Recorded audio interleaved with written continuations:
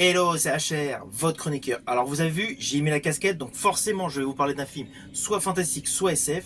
Là, justement, je vais vous parler d'un film SF post-apocalyptique. Il s'agit de Survivre. Avant d'aller plus loin, n'oubliez pas, si vous n'êtes pas abonné, pensez à le faire et pensez à la petite cloche pour les notifs. Let's go! Ce sera d'une très grande violence.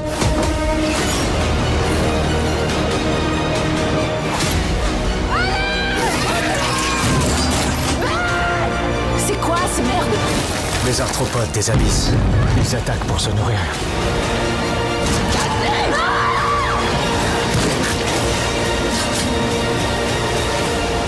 Ça arrive.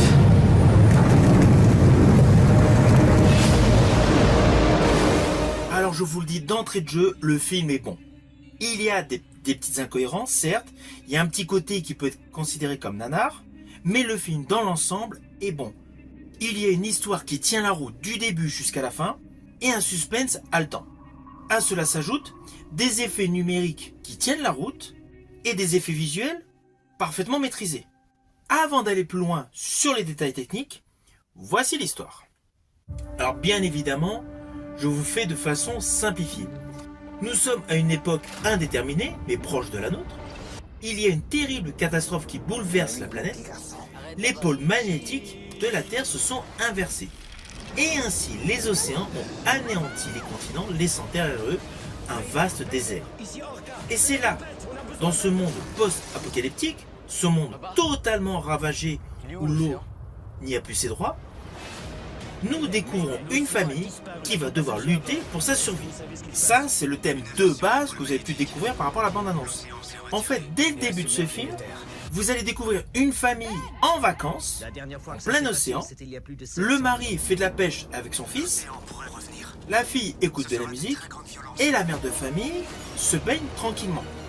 Elle a un petit souci de natation, à cause d'un courant fort. Là, tout de suite s'enchaîne une petite action de sauvetage. La famille reprend sa vie courante sur ce bateau. Il fête l'anniversaire du jeune garçon, qui a 13 ans d'ailleurs. Et la jeune fille en profite pour passer un coup de fil via son ordinateur avec son petit copain qui vit à Miami. Là, on découvre des éclairs derrière le visage du petit copain. L'image est complètement coupée. Il n'y a plus de réseau internet, l'image disparaît. Et c'est là que commence véritablement l'histoire. Avec, dans un premier temps, des baleines tout autour du bateau. Ne vous inquiétez pas, je n'irai pas plus loin sur les lignes scénaristiques, vous me connaissez, je ne spoil pas. Néanmoins, je vous préciserai vers la fin de cette vidéo la séquence que j'ai préférée, une séquence que j'ai plutôt trouvée hasardeuse. Alors sur le fond, l'histoire est cohérente. Les pôles se sont inversés donc et l'océan a disparu de sa place originelle. Là, le film va s'instaurer sur un mode survival, très bien orchestré, avec une mère de famille qui porte totalement le film. Je rajouterai d'ailleurs que selon moi, c'est la meilleure interprétation du film. Alors côté détails scénaristiques, voilà, il y a des petites faiblesses. Je pense notamment à un moment précis dans le film, nous découvrons un individu patibulaire. Honnêtement, au vu de l'allure de l'individu, c'est évident ce qui va se passer. Frédéric Jardin, donc le réalisateur, qui a jadis réalisé Cravate Club,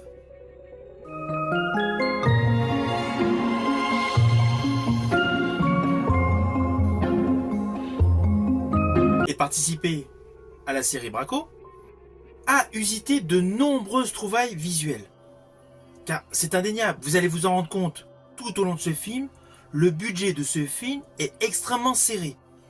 Et justement, il a effectué des petites trouvailles scénaristiques et surtout de cadrage. Les plans séquences sont parfaitement maîtrisés. Lorsque l'on découvre la partie aride, intelligemment, ils ont tourné dans des décors naturels avec de la roche plutôt arrondie logique par le passage de l'eau. Je rajouterai que certains plans nous présentent quelques algues éparpillées, disséminées comme des bouteilles de plastique sur certains lieux de passage. C'est certes assez petit, assez capsulaire on va dire, mais c'est bien réalisé.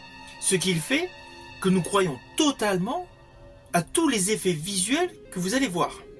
Et alors la grosse trouvaille qui rajoute un peu de peps à ce film, ce sont les crustacés qui ont un rôle assez important pour certaines phases de ce film, certaines phases de l'histoire. Les arthropodes des abysses. Et justement, une des scènes que j'aime particulièrement, en termes d'effets visuels, en termes de frayeur, en termes d'adrénaline qu'elle provoque, c'est une scène où nous découvrons donc la femme et ses enfants donc sur le toit d'un conteneur. Je ne vous détaillerai pas ce qui va se produire. Je préfère que vous découvriez par vous-même. Mais cette scène, ce plan séquence est particulièrement réussi parce que tout ce qui se déroule tout autour est assez subjectif. Il y a des choses que nous voyons, mais nous ne voyons pas tout ce que nous entendons. Et honnêtement, c'est une bonne trouvaille visuelle, car cette trouvaille, justement, amplifie le côté terreur, le côté jumpscare, le côté screamer. Par contre, on va pas se mentir, il y a une autre séquence, toujours avec la mère de famille, où elle est en confrontation donc avec des crustacés. Honnêtement, c'est un peu hasardeux. Le corridor, voilà, c'est un petit peu hasardeux. Mais cela n'empêche pas que c'est parfaitement maîtrisé, c'est parfaitement réalisé, et malgré le petit budget, le réalisateur a réussi à mettre sur le devant de la scène une histoire qui tient la route et une histoire qui appartient au domaine de la SF. Papa, il est où l'océan? Mayday, l'océan a disparu. 4 passagers à bord. Est-ce que vous savez ce qui... Ainsi, la réalisation de Frédéric Jardin est bonne. Et son film, qui a un postulat assez simpliste, assez petit à cause de son micro-budget, au final, a une dimension supérieure qui va vous coller au siège par rapport à certaines séquences. Et pour tout ce qui est mode survival, honnêtement, le film est excellent. On retrouve tous les codes du genre du film appartenant au registre des survival, avec de surcroît un effet SF qui est radicalement différent de tout ce que vous avez pu voir jusqu'à présent, car le réalisateur a essentiellement joué sur des décors naturels en faisant justement jouer énormément la suggestion. Ainsi, cela confère à l'ensemble du film une expérience innovante en termes cinématographiques. Je rajouterai que c'est une très belle expérience cinématographique pour l'Hexagone. Les arthropodes des abysses. Ils attaquent pour se nourrir.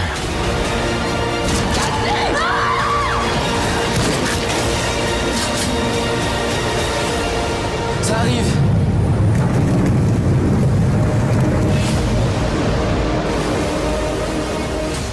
Alors au final, naturellement, c'est un film que je vous invite à découvrir au cinéma. Certes, ce n'est pas le plus grand film SF de la planète, mais c'est un film science-fiction post-apocalyptique qui tient largement la route. Et cela fait plaisir de voir un produit de la sorte dans le paysage du cinéma français. C'est pour cela que je vous invite cordialement à aller découvrir ce film que j'ai particulièrement aimé. Si vous avez aimé ma vidéo, n'oubliez pas, petit pouce vers le haut, pensez au partage. Quant à moi, je vous dis à bientôt pour une prochaine vidéo.